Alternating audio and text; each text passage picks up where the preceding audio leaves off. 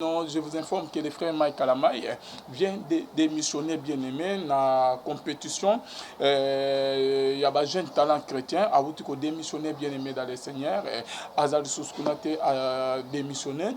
Merci na bande de tout balanamio suite à Bamakamunion et les canis des frères a eu décision à démissionner. Il y a colon na compétition wana suite à Bamakamunion et Salami pe et les canis na ba télévision bien-aimé. Shalom, shalom, bien-aimés dans le Seigneur. Un grand merci à vous tous qui êtes connectés sur notre meilleure chaîne, La Voix Céleste Nzela Lola. Et Sika Bonzambe, Ekitaka Naloyembo, Namaluba Pe, Namisala, Bonzambe, Nabonzambe, Lola, Ezofuta, Simana Antoya Kolobake, Nzamba Boeto, Kwaye, Lisusu Wapina Manso, Azo Seira Biso, Elongo, na Pasteur Feza, Missi à la bouche autorisée de l'éternel depuis Zurich, na Philo Mukwaya Motema Bivens de Homo depuis Londres, Pe na Mama Gisèle, Lukelo Motema Papa, Emmanuel et na Boston. Bonzambe, na Bonzambe, Yesunde Mosukisi, les mal ne triomphent jamais, toujours na cadre, yako informé bino, merci na banderonion, tout ba benga biso, ba komila biso, na émission analyse à la fois passée na zuba pe ba message moi ebele, biso tozawana na milliers de villages, tozo salamusala, tozali contre-té pour te, toya toujours ko salamusala ndenge et sengeli bien-aimé. Naba o ba benga ki ba komaki merci, natanga ki ba message na bino. Toujours na cadre ko informer bino, je vous informe que le frère Mike Kalamai vient de démissionner bien-aimé na compétition. Il y a ba jeunes talents chrétiens à vous ko démissionner bien-aimé dans le Seigneur. Azal Souskunate a démissionné. Merci na bande de tout balana bino suite à Bamaka et les canis des frères a eu décision à démissionner. Il y a colon na compétition wana suite à Bamakamunion et Salami pe et les canis na ba télévision bien aimé. Bande de ba benga ba lobby ba condamné bona bozo côté la Mike Kalamai bona non non non non non. Nazo côté la Mike Kalamai tozo ça juste analyse bien aimé dans le Seigneur. Comme la fille a outu kolekana bien aimé na émission moko a lobby que non ye ayaki la featuring a pesi ba mbongo azali femme mariée azali na bana bien aimé dans le Seigneur et la fille a commis à niveau que ba koma ko bimana Mike Kalamai na côté Mike Kalamai te la fille a avoué bien aimé bien sûr a avoué na yeza nango bien mais moi je me demande bien aimé moi na moi sur azali une femme mariée Bible zoye c'est biso que celui qui trouve une femme trouve le bonheur. Parce que na mobano abala ki mwana mwasi bien mais douleur ni na koyoka ceux qui ya so ki abala te to yebite ceux qui azoba lukuta to ya so ceux qui abala aza femme mariée azani mama ya bana azani na mobana abala pesa bilok apesa dot na ye douleur ni mobali na ye azoyoka en certain moment belle famille na ye bazoyoka douleur nini est-ce que ya solo mwana mwasi abala te to yebite bien aimé dans le Seigneur parce que na moni courage a vu ko le kaliboso a caméra ko confirmer ba makambo a sala pourquoi pas ka kokaki ko kenika ndenga kenaki wana ka tube na liboso pasteur eleki nango donc atali belle famille na yete atali famille ya mobali na yete atali maman ya mobali na yete atali baleki na yete atali bayaya na yete atali famille na yete ayokisi famille na ye moko son ayokisi belle famille na ye son ayokisi mobali na ye son pe na ba camarade na ye bien aimé parce que ça na courage moi ezo lekelanga olobi ko tubele pas pasteur na bino alors qu'est-ce qui t'a poussé ya koya liboso a caméra koloba nyonso ko sala émission wana c'est pour cela moi je me demande non, moi na moi ce courage azan nango na yebite. C'est comme si azali donc nako tient na place ni bien aimé na classe ni. Elle est plus qu'une sorcière bien aimée dans le Seigneur. Ce qui moi na moi ce moi c'est Alibal. Au lobby que oye au sala futuri na musicien moro chrétien au pesier na mbongo au lobby que musicien wana ki akomi ko lano bo komi ko bimana ye après yo ko zo makanske non na que pour la deuxième la troisième fois na filmer na za na ba preuve au l'équipe liboso caméra oye ko loba ba makamongo au lobby que tout blague déjà pas pasteur na bino. Mais oye koloba ba makamon ba problème du bonsoir caméra o ke bosala na frère Mike Kalamai. Omoni na ba problème bien aimé. Bien sûr que les frères Mike Kalamai a sali mabe. Mais ils ont makambo ebele moi na moi so akose di frère Mike Kalamai. Au moins ce que un camarade moi ko sali lo kwa mabe, soit aligné que a que nous ko funda yo bien aimé to liboso justice. Apporter aux plaintes liboso ya OPJ.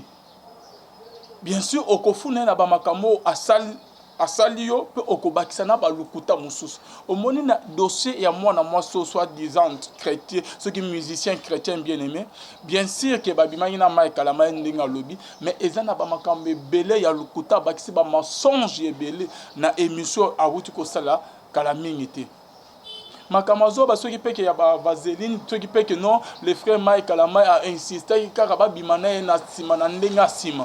Moi, je ne crois pas à ça. Ezara que lukuta mo abakis kara likolo. Neto leki liboso TV kolo abona bolobi ko zokaki. Mais il fallait qu'il pour la qui sa place en ozoki pour na ke tonima. Et là on nini zo prouver biso que nyon surtout au lobby liboso caméra eza ya solo. Na ko côté la Mike Kalamai était bien aimé. Tozo ça la juste analyse moko. Ngana bino ensemble. Na yepe ko wanga na teke Mike Kalamai atikali ko coucher na mwana mwasi ote oyo ayaki ko senga featuring oyo abutaki poto.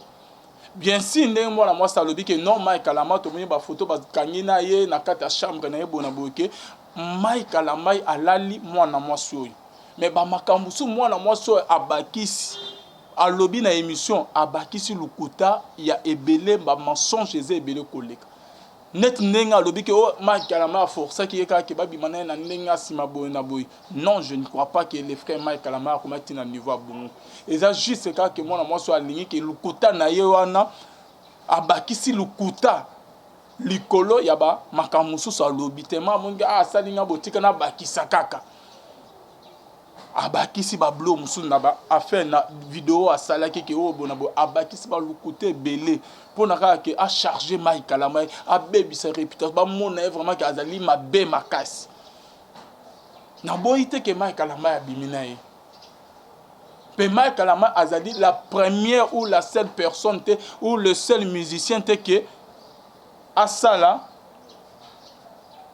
soit abima na musicien moko ke ayo senga ye featuring na yebite tozongela lisolo ngo bien aimé dans le Seigneur. Mais moi je connais des musiciens na ba oyo kutu ah non mokileza mabe na ba musicien ba pasteur mususu ke ba solana Mike Kalamai bien lolo bozo beta lisolo na ndenga mabe contre Mike Kalamai ole ke bo sunga ndeko na bino na ba prière ole ke bo sunga ndeko na bino na ba concert après bo kuta mbobozo seka bonabo na bino ba grand musicien misusu ok jour en tokuta ina bango ba musicien ya mibali na ba pasteur bazo beta lisola Mike Kalamai na ndenge moya na monike mokileza mabika ba o ba sekara ba kuta na Mike Kalamai ba beta maso bazo beta lisolo na ndenge mabe.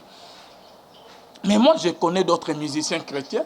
Combien de bapio que ba wuta potonet que ba sero ba na poto ba mona que on dirait que ba musicien a ceux qui sali mo nze moko album moko sali succès on dirait que ceux qui bo sali na featuring nde okomata okoyebana. Combien de sœurs que ba wuta rapoto ba ya ko ba musicien na kin ba wuta na ba Afrique du Sud. Ok ba musicien wana ba bimana ba pasteur wana que a wuti pota ye ko prière délivrance na Kinshasa pasteur abimina e. Bazé bile ok biso to yebi. Et dans la soeur moko musicienne moko chrétienne ayembela nza pe asa yeban azape en couple azali une femme mariée en Afrique du Sud avant que Abi m'a bien aimé asala pe ba featuring na ba musicien mususu bien aimé dans le Seigneur asala ba featuring premier featuring na so deuxième featuring asana musicien mo jeune musicien ka ayebana mais ba bimana musicienne wana mais c'est une femme mariée en Afrique du Sud ayebani pe ayebana pe moi pe natan komona awa liboso caméra ezate ba bimana musicien mais c'est une femme mariée. Combien de ba musiciens que ya mibal o ke nga alvin na yebi bango bazala na poto baye awa na kini veuillez m'aider Gaël s'il te plaît ba wuti na poto ba musicien chrétien wana bien aimé faites attention avec la caméra. OK, tu me remets, tu peux me donner ça, merci beaucoup Gaël. Voilà. Ba musicien wana na poto ba yebani pe na tanga ba komo na bango te parce que c'est un scandale. Ba ye ba uta na poto ba yaka na kin ko sala kindumba. au monde a boaké na église moro non sœur net yoza jeune tala surtout ba musicien ba bimasika ba musicien wana ba sœur wana non ngana na mona reproduire yo na côté au studio na suka abimi akimi azongi poto ba ndeko wamba komo benga yamba du souste ba zebele combien ba basi ba musicien OK ba wuta poto ba wuta ba Allemagne ba wuta ba Paris ba wuta ba France ba wuta ba Belgique ba wuta na Suisse ba wuta na ba pays nyonso wana ba ya na kin OK boye ba ke non ba solana musicien mo chrétien na kin ceux qui ba ye na kin ba bimana bango ceux qui ba ye na kin oh non to sala album ba kosi ba lalier et silipe le kibon mais a ozo nkuna na pota obeta lisote a oyebisa pe mobali na yete. Mike Kalamai n'est pas le seul musicien qui a salamaka. Moi, on a bien aimé.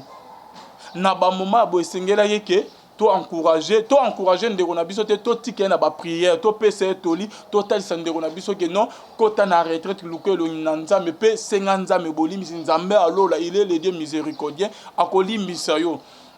Il est celui qui pardonne et qui oublie akolimbisa nyonso to osalaki. Toza ba parfait toza ba sainte bien-aimé dans le Seigneur. Pourquoi vous condamnez Mike Kalamai? Pourquoi vous lapidez Mabanga? Pourquoi vous avez liwa naye?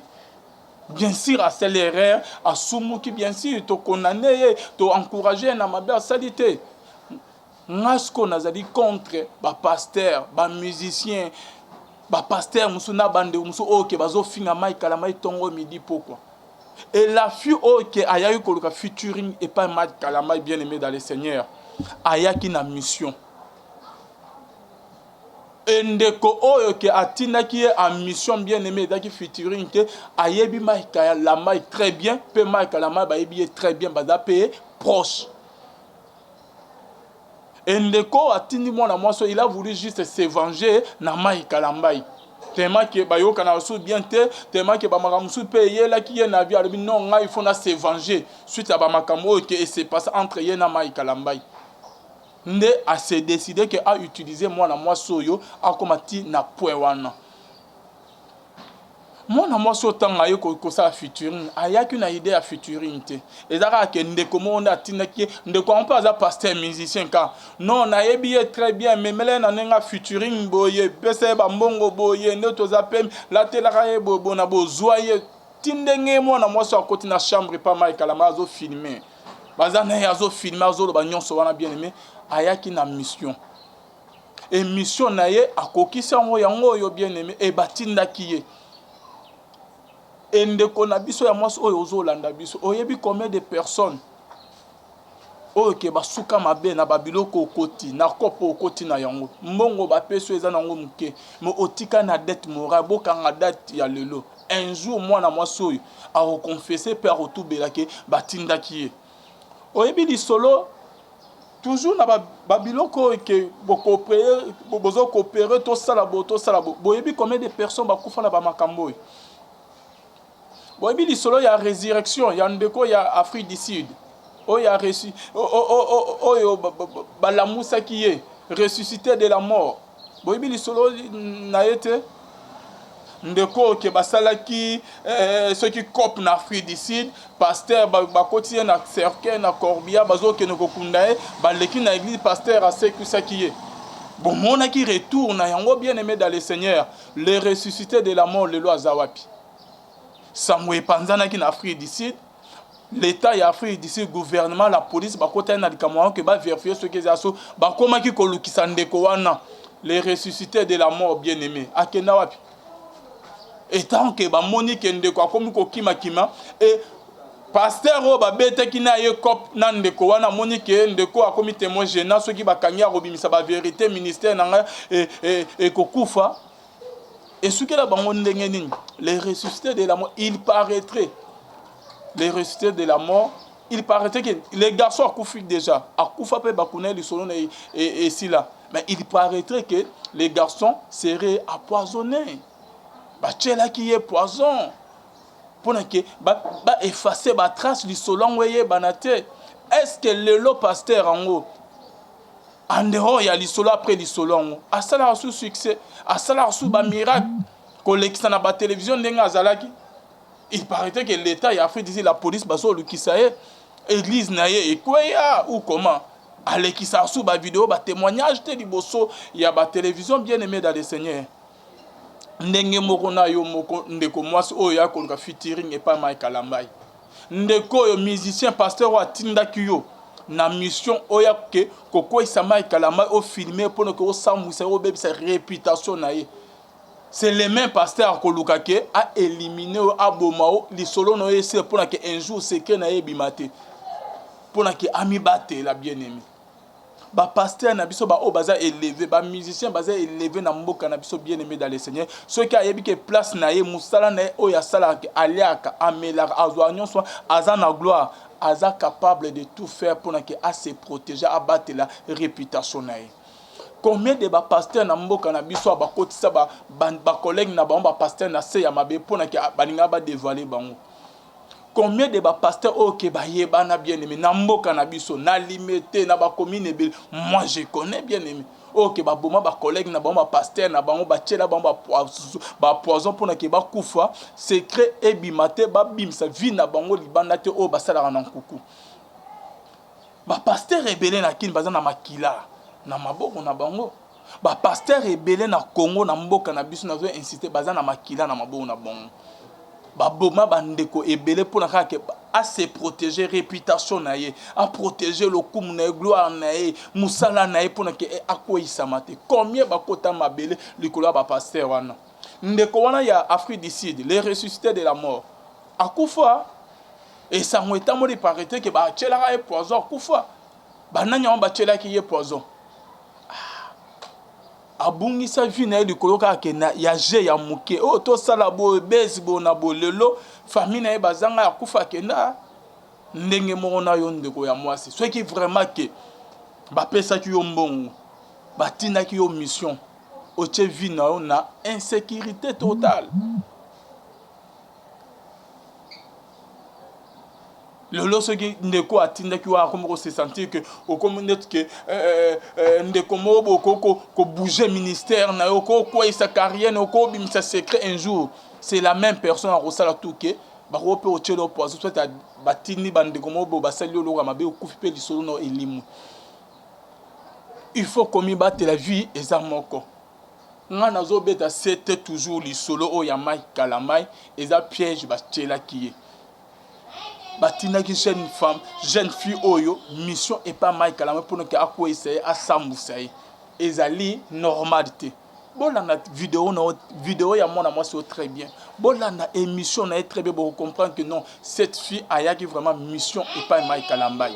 Na ndenga zoloba to sali na tina na véhicule na ye ameminga na chambre na a forcer nga a tieso ki vaseline o bona bo alinga ki asali tout ke to bimana na ndenge ya sima na zoki kutu na bimi makila eza ba lukuta ba mensonge mususu abe abakisi bien sûr que Mike Kalambai alala ki mwana mwaso mais biloko ya zolo baki atiaki bona bo a insista to bimana na ndenge ya sima ezali ba mensonge ebele na vidéo mwana mwaso abakisi pona kaka a charger Mike Kalambai pona kaka akoisa ba kunda vraiment Mike Kalambai réputation na vraiment ebeba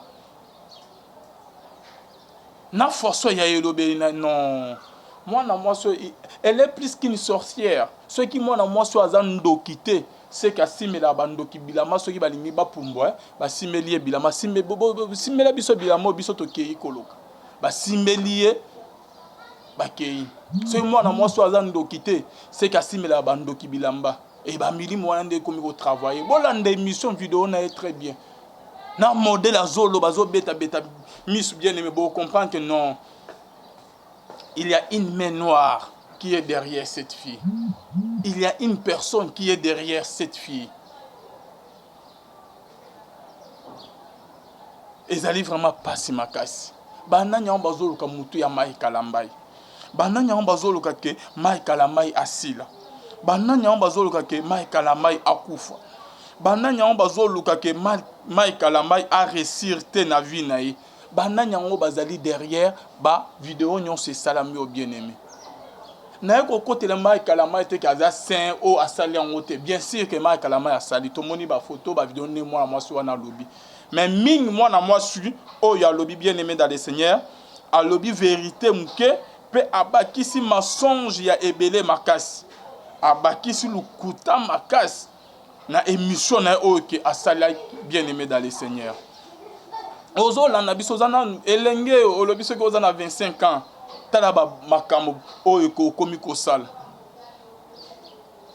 ezali vraiment pasi makasi esenge to priele ndeko na biso biso nyonso tout oza basente bamisusu bazoloba basumuka na ndenge moyo en cachette basumuka na ndenge moyo mokili bayebaka te basala kutu bamabe koleka na mai kalambai oyo bazoleka lelo kolobela mai kalambai kofinga ye bino bapaster. Là, nazomona nanyo ceux qui comment il s'appelle encore pasteur c'est pasteur John Ngefa na prophète Denis Les. Ah papa Denis Les. John Ngefa. Au lieu que bosunga ndeko na bino mai kalama oyo azali mwana na bino na ba prière. Tala ndenge bozo sala ye. J'ai suivi une émission à Denis Les azobimisa na ba makambo susu. Oh penyel azaki mwasi ya liboso ya mai kalama te so na lobina bimisa ba makambo. Ah mai kalama ya kufela pe déjà film ceux qui camerounaise. Oh abota ceux qui wapi bonabo. Pasteur, tu es un pasteur de Niles. Bible zo ba que rechercher la paix et la sanctification sans laquelle personne ne verra le Seigneur. Rôle na eux étant que pasteur, prophète des nations ndengo mbenga wana. Eza wapi na makambo yo. Yo no lingaki o tchakimia o bengi mwana na o prière dans makambo ya bona ozo pelisa au contraire moto prophète de Niles na John Ngefa. Hein? Bino bozo ko dénoncer baning est-ce que bino ba vie na bino eza bien. Vous êtes comme des pharisiens et des scribes bien-aimés. Hein pasteur Ngefa na de Niles. Bozana ti ba pharisiens na ba scribes, des tombeaux blanchis. Libanda bomo nango bien mena kati nango eza ya kopola makasi. Bino peut-être bosala ba makam koleka kutu na mai kalambai. Prophète John Ngefa, je me rappelle encore bande oyelek, il paraîtrait journaliste moko aya ko sala émission na John Ngefa. Bo si c'est émission pour que ofute les transports depuis que naza na mbongo te ne toza na église linga na protocole na ngai wana obenge journaliste protocole ba linga un prophète.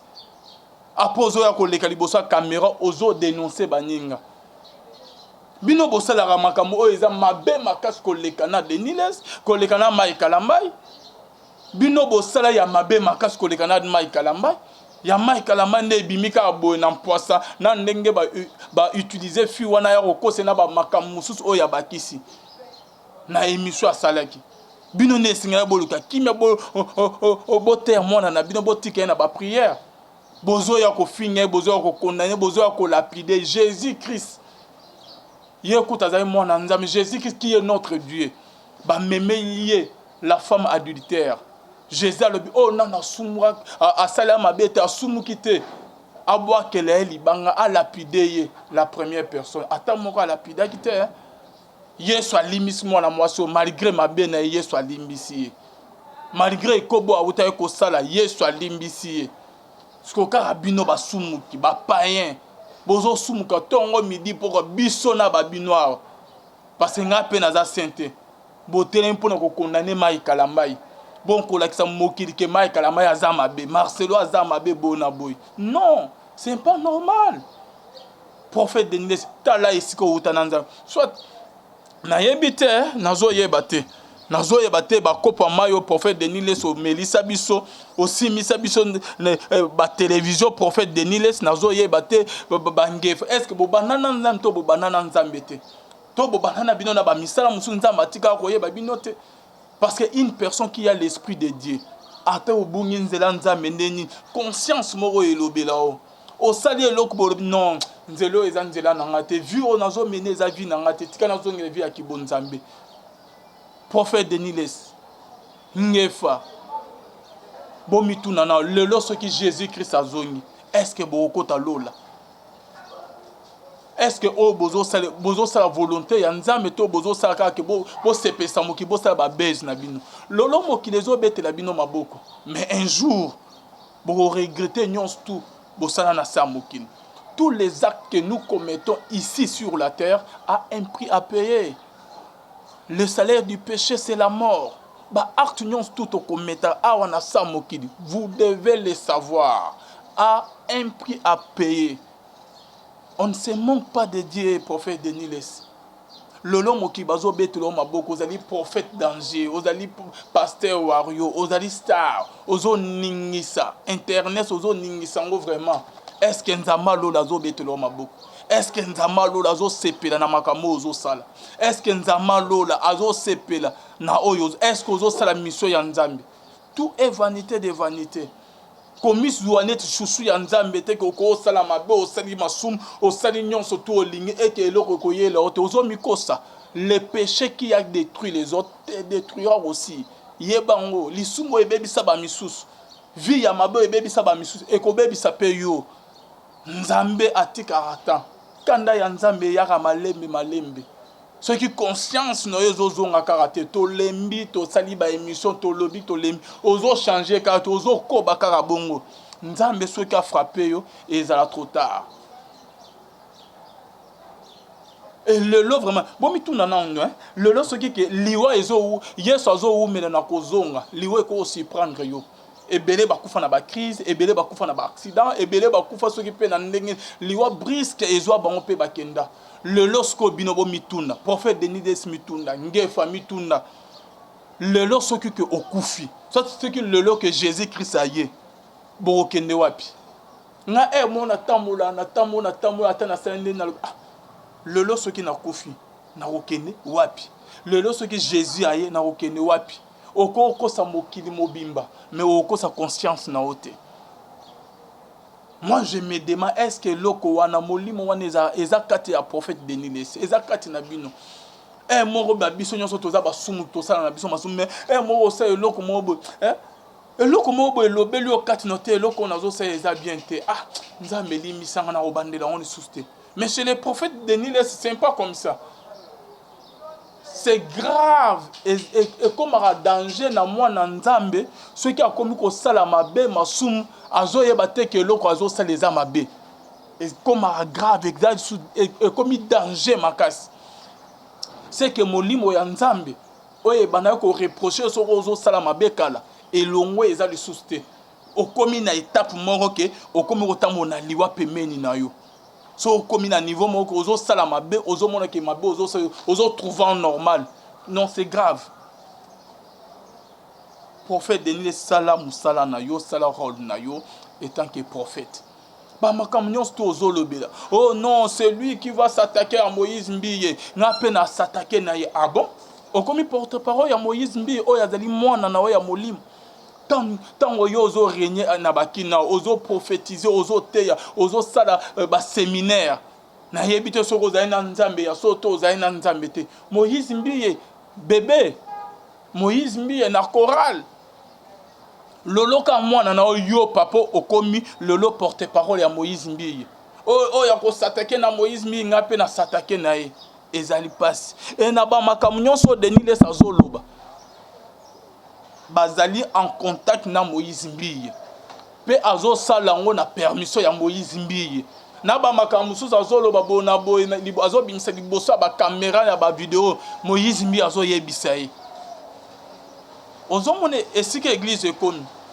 pour l'azo ba que soyez mes imitateurs comme moi je le suis de Christ. Est-ce que babilo wa boy bisonde et seigneur to imiter bino na ba caractère bozanango ou comment et ce qui est grave pasteur pour notre prophète Denis azo encourager Moïse Mbiye.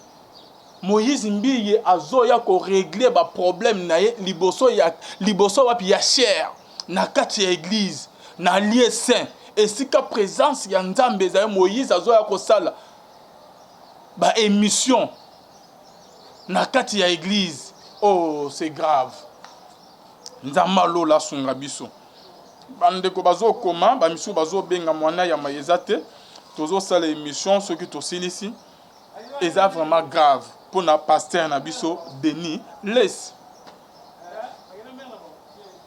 Moïse Mbiye na kati ya église attend oza na problème na pasteur moko ceux qui peut pasteur ni alinga sala mabe mais ozu courage o se permettre Moïse Mbiye oya na yo na kati ya église au commissaire église Moïse Mbiye ah la place ya ko régler ba problème na yo liboso ya cher Moïse Mbiye azu courage ata pasteur moko atelemeli azate ata pasteur moko a condamné Moïse Mbiye azate na kati ya cher na lieu saint o ezalaki na moment ya kala na lieu très saint pour un souverain sacrificateur à côté na lieu très saint. Ok, souverain sacrificateur à bandaki kokota une seule fois na lieu très saint par an pour que à prier. Nzamba limisa masumu na ye na masumu ya peuple bien-aimé dans le Seigneur. Et Seigneur qui a mis peto là bien-aimé. Et Seigneur qui a mis peto là et sika ya nzambe et sika présence ya nzambe ezali. Et sika nzamba zali lolo Moïse. Donc c'est ça quoi. Lolo Moïse Mbiye a transformé l'église de Dieu, l'église de l'Éternel à un lieu de règlement de conflits. Et ils allaient vraiment passer. Aux autres, ils soit cher. Oh, bon, Moïse, bien sûr que Marcelo, nous avons compris que c'est le pasteur Marcelo. Totika pe koyoka voir na été nous bois qu'il est. Bon, moi sinon bon na boy. Mais biso c'est que nous tomoni mabe ezali que au terme liboso cher pour nous régler ba problème na bino liboso cher na kata église na lieu saint. Na bandi bazo beta maboko hein. Bo keneli felo. Ebele baya na komo ya nzambe mukola suka nzambe alobaki na tika koyeba bino te. La grâce est trompeuse. Oko osala ba miracle, osali ba bikam, osali boy, ozana onction, mais mukola suka nzambe alobi ke ayebi yo te. La manifestation des miracles n'est pas le signe que tu es avec Dieu. Na bandeli du sous. La manifestation des miracles n'est pas le signe que tu es avec Dieu. Oko opérer na miracle, osali na ba bikam. Nzama permettre que osalango, mais mukola suka yeso awangani yo. C'est pour cela que Yesu alobi na Bible que ebele bakoya mukola suka na komona o toteya ki na komona bakoloba te que non to sala ki miracle na komo ya magie na ya satan te to sala ki miracle bikamwa ba prodige na komona o Yesu mais Yesu akoyebisa bango que na tikala koyeba bino te. La manifestation des miracles n'est pas le signe que tu es avec Dieu. Saoul qui était rejeté, mais lorsque moko ya ba militaire aye pas David azobete David du solo azoyeba on dirait que David a resepela que abomi Saoul. David a répondre militaire wana lobi qui est-il de porter ta main sur un oint de l'Éternel. La réponse de David alobi qui es-tu de porter ta main sur un oint de l'Éternel. Saoul, malgré que Bible que l'esprit de l'Éternel se retira de Saoul et un esprit mauvais venant de l'Éternel et entrant à Saoul, Saoul a toujours une onction wana likolo. Et Saoul a couffé une onction. Il y a un monde David a yebisi militaire qui es-tu de porter ta main sur un oint de l'Éternel. David a béni Saoul un oint de l'Éternel. Tandis que Nzambe molimo ya Nzambe bois qui c'est qui Saoul. Nzambe alobi je regrette d'avoir établi Saoul comme roi d'Israël. C'est Nzambe ye monde azoloba na Bible. Je regrette d'avoir établi Saoul le roi d'Israël. Ndenge yo pozali bien-aimé, ndenge yo pozali pasteur, okoki kosala miracle, osali bikamwa. Mais Nzambe savoir qui sort depuis kala. Talande comportement na yo, c'est ce qui est très important liboso ya Nzambe. Est-ce que ozota mona kobanga, est-ce que ozosala volonté ya Nzambe? Est-ce que oh Moïse Mbiye asalaki liboso ya église na Bethel ezalaki bien pona que prophète Denis de Saté non azo encourager na mabe. Ah to po tabango ah métis wana on dirait na problème na Marcelo Tunas. Prophète Denis de Suyo so salatan no ese le ki otikaka que prophète de nation ya Kombo. Église et comment on mouké bandimi ba comment ceux qui disent ceux qui 11 c'est comme si qu'on a la jalousie envers pasteur Marcelo ndenga comment na bandi pasteur Marcelo azaka na bandimi na Kinshasa na bandimi partout ba benga rabiso jalousie peut-être que yo ton église te au soma pasteur ya église te au moni pasteur Marcelo que le pan azana on église bijou a tongi wana écoutez ba millions de dollars. Jalousie des autres salautonné plein Marcelo Tunas azo beta ti libandande les autres salauton tant no c'est leki et ça tant no leki te ezane yo autant moleki na kobanga Nzambe te Nzambe atiki yo lelo ozongi à zéro. Luka suko ozongela Nzambe ozongenza na ba vie de prière na ba jeune bonabon azan Nzambe ya grâce à ça grâce ozongela ye pe asa elonde na bango ko sa elo liboso soki vraiment ozaina ya solo. Parce que on a so ba prière to omiko tsina on a buzoba na ba base na bo ko finisa comme nzambe. C'est pas normal par prophète Denis Les. C'est pas normal. Na ba o nyons tout bazo finga bazo chola mai kala mai c'est pas bien. Na ba pasteur John Ngefa na ba Denis Les bino boza ba sainté. Vous êtes des tombeaux blanchis. Boye bien très bien. Bo sala rakutu ba mabe koleka na oyo ya mai kala mai bimi na poisa boy. Et la fille oyo batina qui est monsieur pas mai kala mai. Mais Nzambe ali misa mon frère mai kala mai pe Nzamba batela apese une longue vie. Parce que oh bozo sa bozo lukande liwa ya mai kala mai. Lolo ce qui mai kala mai a kufi, qu'est-ce que vous allez gagner? Lolo ce qui mai kala mai a sali AVC, qu'est-ce que vous allez gagner? Bo gagner ni. Il y a une Bible, rien de bon dans le cœur de l'homme. Rien de bon. Marie Misambo finga e kaboy. Marie Misambo bo rejeta e kabo bo délaissa bo abandonna Marie Misambo ba ko mone mo sumu ki mo boy. Mais jour Marie Misambo akufaki Congo mo bimbe bimaki mokili mo bimbe bimaki kolela Marie Misambo. Ah ya Marie bona bo mais bobo seni ke bino nde bo précipiter ki liwa ya Marie Misambo. Marie est comme qui n'a pas moment mobo un mot tozo qui n'est pas né to sali mission to vani malgré un mois qui bo na bo mais un mot avani bo atikali ozomo que non c'est Marie a un problème ezo tungisa ezo déranger Marie abanako se sentir mo et se sentait seule abandonné, délaissé, bah bois qui sait de tout, et d'avoir même na ba pasteur na ba misère, comme on a Marie Mosumuki. Et parmi ba makamo et même Marie Misambo na liwa et précipita liwa na eza souci, parce que azaki na attendre comment o ki akokaki ko comprendre ko sunga ko lendisa ko zongisa attaque na ba vie de prière azalaki te abango se sentir ye moko délaissé bazo finga tongo midi poko. Susu wana emema Marie Misambo na liwa. Le long de bolingo sala ngwe pa les frères Mike Kalambai. Na musala munene Mike Kalambai zo sa na corps du Christ malgré ma benaye. Le lot de nuit de sozo les ozo condamné Mike Kalambai. Oh bona à cause de babiloko non. Il faut le luka kima to sala ba émission na monter depuis kala. Peigné tant azo le ba na ba émission na ba télévision pasteur Denis le salaire ron yo ya ki pasteur bongisa couple oyo.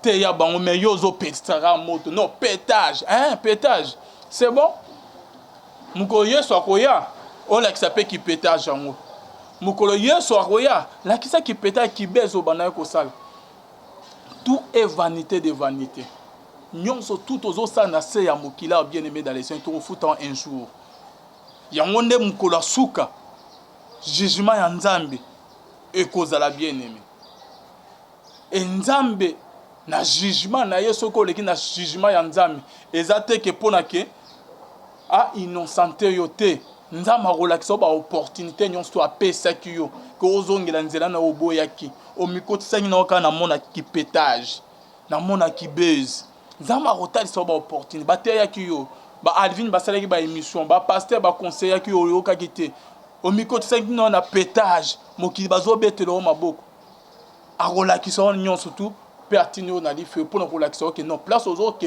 au méritant parce que na baisse que ba avertissement ya ndenge na ndenge. Les grandes choses commencent après la mort. Après la mort, il y a la séparation des trois parties. Et selon la science, la mort est l'arrêt définitif de toutes les fonctions vitales de la vie. Et cela ne contredit pas les Écritures. La mort est la séparation des trois parties. Corps, âme et esprit. Corps est la poussière et qu'on a la poussière ne jeunesse et zoloba. Esprit est zoni et pas en colo. Tu sois païen, chrétien, sorcier, magicien. Esprit n'a pas pas en Nzambe. Ce qui est zoni na ebandeli. Na jeunesse et zoloba que Dieu après avoir créé un homme, après avoir créé un humain, l'homme ne bougeait pas, l'homme était immobile. Et la Bible dit qu'après avoir soufflé dans les narines de l'homme, l'homme devient une âme vivante. Donc, Nzambe, après avoir soufflé dans les katina biso, nde tokomi kosala bamouvement tozosala kipétage nyonso to ozosala wana ozosala bamabe nyonso wana c'est à partir ya souffle de l'éternel qui vient du mot grec pinema. Et le jour où l'éternel Dieu a décidé à récupérer esprit na kati na yo, c'est le jour là que tu seras appelé cadavre. Un corps sans vie, un corps sans vie, c'est le jour là que tu seras appelé mort, cadavre bien-aimé. Et âme na yo bien-aimé dans le Seigneur et kozala éternel. Soko salaki 40 50 ans na samokine. Yeba que soko koufi après la mort, les grandes choses commencent. Yeba que okozana bomo ya mulayi soko yeba ki nzambe soko kufi ok na lieu de repos na paradis ozela enlèvement de l'église pour être couronné. Ce qui peut yeba ki nzambe que okozana vie ya mulayi mais okozana lieu de tourment pour ozela jugement dernier et pour être jeté dans le lac du feu qui est l'enfer. Okozala na souffrance ya libéra na mouma mulayi éternellement. Qui pétage na onde nzama sepelate. Mieux vaut que mokiba monanga pamba. Mieux vaut que mokiba boa kisanga. Mieux vaut que mokiba cholanga batikanga meilleur kotikanga été. Donc yo préféré non le prophète Denis les mokiba betelo maboko. Mokiliba ba sepela na yo. Net mobimo kanyi ozana o pasta ya babeuse. Menzama lola tika yo. Joseph na kata Bible bande konaye bateka ki Joseph babwa kaki bateki. Malgré que bande kwa Joseph babwa kisayi Joseph baki otekaye. Mais nzamba lola atika ki Joseph te. Bible zolo baki malgré Joseph dans la prison de Pharaon mais l'Éternel Dieu était avec lui. Ce qui est important c'est que mokiba betelo maboko. Ce qui est important c'est que mokiba sepe na yo. Mais ce qui est important na vie na biso c'est que nzambe ne azala na nzamba sepe na oyo zo sala. Mokiba ko bwa kiso ba ko tolo ba ko fingo ba ko sala mabe mais nzambe ne azala na yo. Tout est vanité de vanité. Donc, on se peut dire à cause des choses éphémères, il y a ça, il y a Mokilo. Et ça vraiment passe. Prophète Denis Les. Zonge dans Zélan Nzambe ezala bien. Ba moto oyo zo pelisa mosa na Nzambe azala bongo te faut ko luka kimia. Hein? Vous en êtes ba tombeau blanchi. Tozui Jérémie 2:19. Totanyo rapidement avant que tokota. Na sujet moussous Jérémie 2:19 et lobinini. Tokiti na se. Bible zolo baboy. Ta méchanceté te châtira et ton infidélité te punira. Tu sauras et tu verras que c'est une chose mauvaise et amère d'abandonner l'Éternel ton Dieu. N'abandonner les sous. Tu sauras et tu verras que c'est une chose mauvaise et amère d'abandonner l'Éternel ton Dieu. Oezali, verset Pona, prophète Ngefa, puis prophète Denis Les. Bozongila Nzambi, Bobi Mate qui n'était pas sans les pharisiens et les scribes. Oh, bazana lilo banzambe na munoko na bon, mais mitema na bon, ils ont musika na Nzambe, ndenge moko na bino. Bozolo balilo balanzambe mende yesu azo yebisa ba disciples na ye. Ce peuple m'honore de leur bouche, mais leurs cœurs sont éloignés de moi. Les pharisiens et les scribes connaissaient très bien la parole de l'Éternel, mais babana ko en pratique. C'est ce que vous êtes en train de faire. Les tombeaux blanchis. Négo côté la maïka la maïté. Asali mabe bien sûr. Bozali ba serviteur ya Nzambe et sengete que bobo akaye bo sala ba makamo bozo sa ko finga etongo midi poko bo sunga ndeko na bimbo tika na ba prière boza na e bien mais bo kanga liloba moko fi oyo ayaki mission fi oyo batinda kiye mission mo epayi kalama pour ko détruire e koyeba na kala mingi te ekoyeba nakami ngakutu ezosala nga passe na mwana mwasi mo muke 25 ans ozui risque ya kotia vie no en danger boy. Il paraît que bandeko mo ba na poto ba benga mai kalama ba bandaki kozwa yete ke bazotindela ofi mo kuna ya ko bebi so ya ko tenter pour na détruire ministère carrière na yo. Journaliste mo kuta komela Mike mais Mike azwa tant ya kotanga message wana te. Akoyeba ngo sima trop tard. Problème exact, le Dieu d'Israël est vivant. Bible ezolo baboy. Yo mwana mwasi oyo yeko bebisa carrière ya Mike Kalambai. Au bebisa on te parce que nzama lola alobi loba ya sukate. Il fait grâce à qui il veut. Bible ezolo ba que l'Éternel Dieu fait grâce à qui il veut. Akoki ko limisa pe asa limisi Mike Kalambai sikazani. Il est le Dieu miséricordieux, celui qui pardonne et qui oublie. Ba projet ya mokileza ya nzambe te, ba plan ya mokileza ya nzambe te. Bible ezolo bana biso nini. Tozui Luc 17:1. Jésus-Christ, le chef de l'église, avait prévenu. Il est impossible qu'il n'arrive pas de scandale, mais malheur à celui par qui ils arrivent. Luc 17:1. Il est impossible qu'il n'arrive pas de scandale, mais malheur à celui par qui ils arrivent. Il fallait qu'il y ait un scandale, mais malheur na yo mwana mwasi. Oyo, au créé, au salike, makamo e comme na niveau oyo. Bana koluke do nyanza na ndenga solo. Eloko ba prometa ki yo koleka. Mbongo soki ke ba pesa ki yo ya ko détruire vie, carrière, ministère ya Mike Kalambai e koleka. Mais un jour au kende liboso nzambe, nzamba lola ko samisa. Donc c'est ça quoi. Bandani bazolo ka mutu ya Mike Kalambai.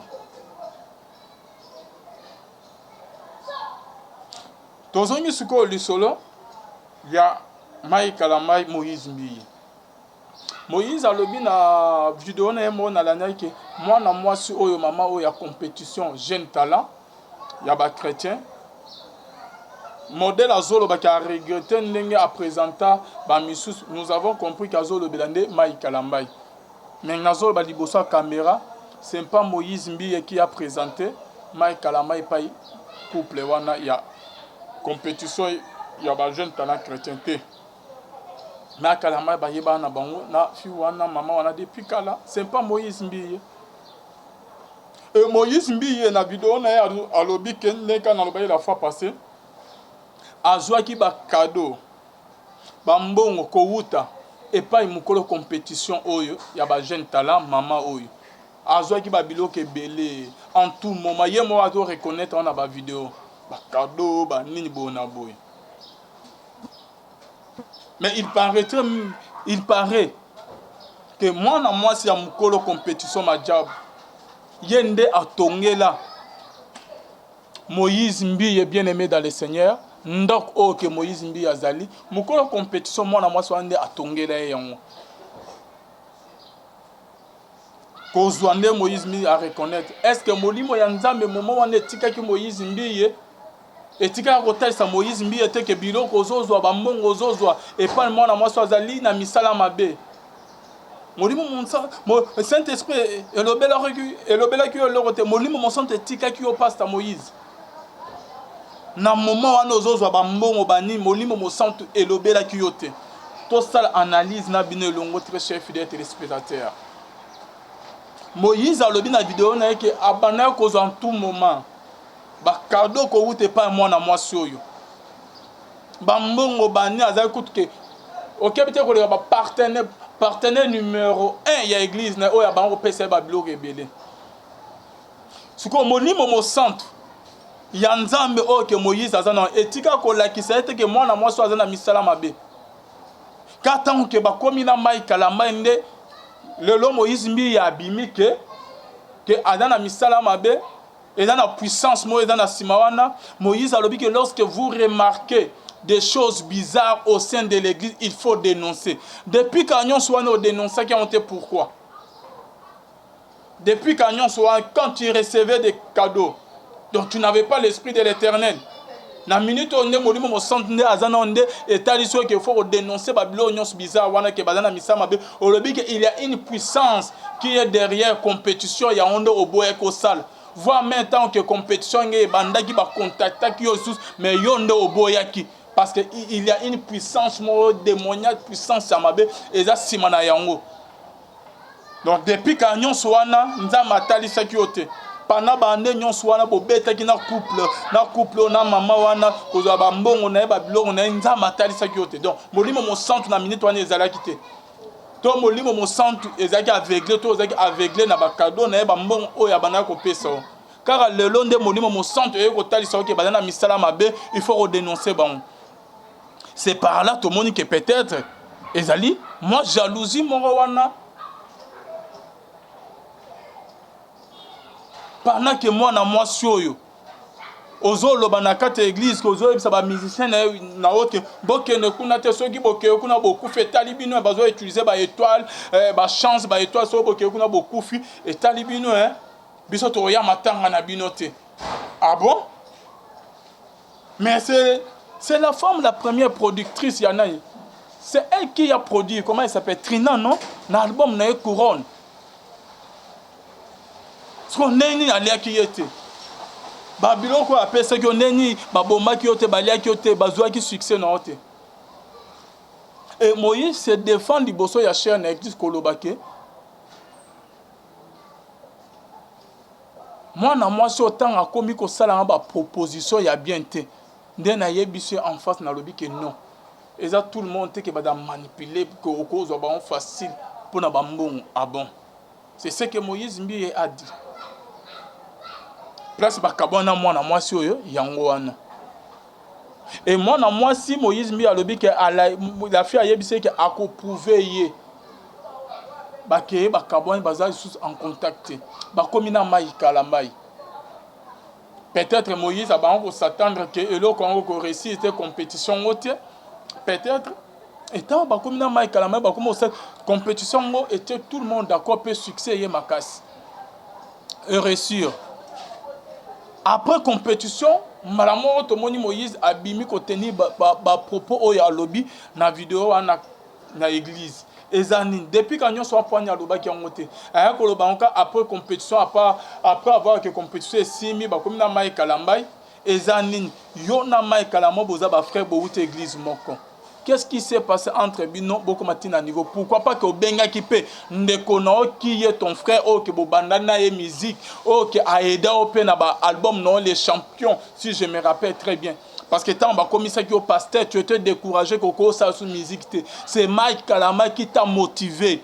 Oh ya motivé que non zonge la musique ça la ko simba voire même na studio yo insiste que boye mana Mike Kalama banze munyon surtout même Mike Kalama nda boyaki boye magina je crois mais ceux qui 5 chansons na album ceux qui champion ceux qui album oh erenya ki wana makasi pe banze mususu Mike Kalama nde akoma album wana. Tant au moni que moi soit dans la misala mabe parce que otika ka ke ngolia Mike Kalama ba kangamane pourquoi pas que o soit qui téléphone au bengin de kono que non frère Mike talabo na kebisio o sali ngote otiki bango compétition et simbi et yebani et ça le succès. Après soudain obimi balamoro yo ko dénoncer que lorsque vous ramassez des choses bizarres au sein de l'église il faut dénoncer. Oh eza na milimo mabe eza kuna bon na telemeli ote tant musu nzama yo kotalisa oyo yango sima molimo etalisi yo sima na telemeli ote pasteur Moïse parce que to moni pe na compétition o que Denis les sazo ba ke o na ba fi musu ba kufa na ba zemi bango na bango bazo lingana kuna na ba nani ba chef ya ba compétition ba juge. C'est ce que na moni na ni wan o moko akufa ina zemi musu ako. Nous avons aussi trouvé ça bizarre. La compétition, c'est seulement il y a mine, tout le monde que na ya mokili ata candidat mon côté à couvrir maintenant. Ni nous avons tout le monde soudain, maman deux personnes ba koufi. Na na ko côté la compétition wana te na ko côté ni ya ba jeune talent na ko le biané makamo ezo sam au sein de l'église. Peut-être Moïse mi est pas dans nzela que amonaki misala mabe kuna parce que to ko mona pe que et dans les coïncidences ou comment deux personnes ba koufi malamo encore. Non, moro des personnes bakufi ba liwa mo mystique. Est-ce que maka Moïse mbi yazo a lobieza ya solo ou comment? Parce que tout le monde a ba compétition musu babilo wane salamate mais kuna malamo des personnes bakufi est-ce que ça ya solo et ça ba moment naturel ou comment? Là, on ne sait pas. Mais lorsque Moïse mbi a remarqué bon que misala mabeza kuna boso la hana frère Mike Kalambai bande comme sous bazawana ya ba musicien oh que bazawana ba travailler na Mike Kalama point nin yo ozali mwana ya nzambe wana bandeko na bosola na ba obengaki bango ko signaler bango ko mettre bango ko anke bokeba nzambe atalisi ngabo mais yo tiki na yo. Après compétition ici champion abimi oye okomi ko dénoncer et coïncider peut bien aimé dans les seigneurs bandeko bunso bazo ba étant Moïse a sali vidéo ko dénoncer peut-être eza jalousie à mon avis net question yé et ko simbate net simi jalousie mobo e botame pas Moïse mi a commis jaloux envers Maï Kalambai ou comment et coïncider peut-être Moïse mi a bimi si vidéo azo dénoncer après avoir colobé ma camarade compétition que yaza faible té liboso ya mbonga bimana basi bona bo pa bon ya Maï Kalambai et bimi pe malamoko ya fui au centre o ya Wutipoto oh Maï Kalambai a bimina une femme mariée ba publier bona ezali coïncidence to ezali plan moko ezali bien préparé pour la kebaya ko bimisango na lobi elorote bino morobolo. Nzambe abatte l'église à Congo. Nzambe abatte la biso bien-aimé dans le Seigneur. Ton côté du solo, il y a Marcelo Moïse a publié qui a ça directement jeudi oyo. Mais ayoko le kalobi que pour sauver l'église du Christ a ko sala ngote. Est-ce que Marcelo a bengaki Moïse ko senge bolimbis to ba pakaya église sûr et certain ba bengaki Moïse aboma moto Alexa makambo wana na télé te ba audio wana te ou comment to Moïse asalaki na yeka buzz adana na ba preuve te adana na ba audio te abangisaki na yeka ka Marcelo toi soit abimaki kaka bebisa réputation ya to dignité ya pasteur Marcelo to azana na ba audio wana te parce que lobaki ke ko bima mais wapi ba audio na ba denile se ba lekaki mais wapi yango. Donc, besoin de un pasteur, il y a un buzz. Parce que moi, je me rappelle très bien, moi, Souana. Oh, Moïse, que non, Mikolo, yo, la semaine passée, Naruto, quand un pasteur, moko, bazo, ça complot contre nga avec une femme. À l'obibongo. Une femme. Non, j'ai courage à Kolobake avec mon ex. J'ai courage à Kolobake avec maman et moi, nanangai. Et pourquoi le bibongo te? Ezanin, na yebite. Arrogance ou comment? To yebite. Moi, je me rappelle bien cette fille. Azali mon nimi à pasteur Wale, ça n'a pas tout passé depuis Kala. Ceux qui marchent là, dans la poste à la Moïse, ma bé. Ne moi, na moi, soit les cas na émission depuis Kala. Parce que yé moko banaye ko luka. Émission pour la dénoncer Moïse Mbi et kazo reconnaître moi na te. Et moi, je suis à Banaï Koloba, que c'est que j'ai vécu, parce que ça m'a coutumier na pasteur Moïse Mbi. À Banaï Koloba, que c'est que j'ai vécu dans la maison de ce soi-disant pasteur, il est plus qu'un païen. À Banaï Koloba, moyen a dénoncé les canabas émissions, que n'a pas tout qu'on a casaré, mais on dirait que casaré pasteur Blaise Manzan, prophète né à Banaï Koboya. Tine bandeko na yeba yaki koyeba koya kuna banike baboma moto bazwa mwasi wana bapese bamoke a dénoncer ndeko na bango te Moïse Mbi. En ce moment la pasteur Marcelo azo kene na Paris azo sala ba séminaire mwana mwasi wana azo ya na prière na séminaire azo luka moyen ndeni akuta na pasteur Marcelo na ba makamba circonstance azali nango. Pour que pasteur Marcelo a prié et a payé ses conseils. Ce qui Marcelo a zalamabé, n'est vraiment que prophète Denis na Moïse bazolo. N'est Marcelo a tinda fiwana depuis qu'il a dénoncé Moïse. Allez-y comprendre les qui ba nenin et ça ceux qui ba 2013 ba 2012 boy. Non ba 2013 à 14 boy. Et ça depuis kala. Au moment que prière si moi ça va ni pour na kutana Marcelo a prié les abanaki koya na ba prière ba Marcelo que Kazarema et ba organiser na poto. Là je salue les prophètes, les grands visionnaires, prophète Blaise Manzami, pe na maman Lise Manzami. Baza wana baza vivant. Pasteur Denis Soki que kokota ba problème sou o kozo maîtrisant o bien té. O ke ba betolio ka li solo ke ne lobo ye po lobby. Non. Tika pasteur Marcelo Touna sazo sa musana e bien l'église ne la compassion zo ke ne liboso nzama lo la zo pambola azo matana e asalango te toza ba sainte mais yo neta là eta molina o démarche no na nzambe za ndenge nini tala siko kwei telema zongela nzambe na tika ba distraction nyonso parce que loko ezo ça prophète Denis c'est comme si esprit de mort mon réseau là ne pour la paix que l'église to prier Denis bozo CP là l'homme de pétage ada hypocrite te bona boy bo prier les ndeko bo telema na ba prière bo prier les Denis les sazonga na nzela parce que loko ezo c'est les esprits de mort.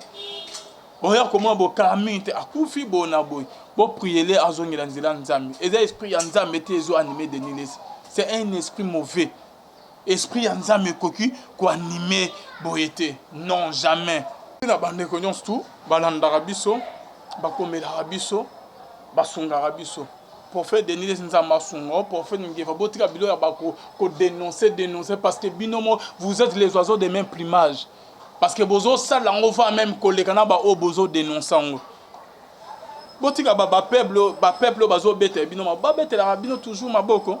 Oh yes oiseau ba que laissez-les, ce sont des aveugles qui conduisent des aveugles. Pour conduire ba aveugle na bino ne bazo nimela bino wana. Si un aveugle conduit un aveugle, ils tomberont tous deux dans une fosse.